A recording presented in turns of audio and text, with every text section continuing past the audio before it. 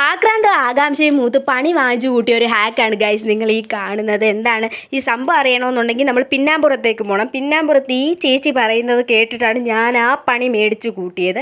വേറൊന്നുമല്ല, നമ്മൾ 3 വിരലിലായിട്ട് ലിപ്സ്റ്റിക് ഇട്ടതിന് ശേഷം നമുക്ക് ഫിംഗറിൻ്റെ അകത്തോട്ട് ആക്കി നമുക്ക് ബ്ലഷ് ആക്കി സൂപ്പറാക്കി എടുക്കാമെന്നാണ് അതിൻ്റെ അകത്ത് പറയുന്നത്. അപ്പോൾ സംഭവം ഒന്ന് ട്രൈ ചെയ്ത് നോക്കുവാണ്. ലിപ്സ്റ്റിക് ആയതുകൊണ്ട് തന്നെ ആക്രാന്തം കുറച്ച് കൂടിപ്പോയി ഗൈസ്. എന്താണെങ്കിലും ഇട്ട് കഴിഞ്ഞിട്ടാണ് സംഭവത്തിൻ്റെ ഗതികൾ മാറാൻ തുടങ്ങിയത്. പണി പാളിയെന്ന് എനിക്ക് മനസ്സിലാവാൻ തുടങ്ങിയത്.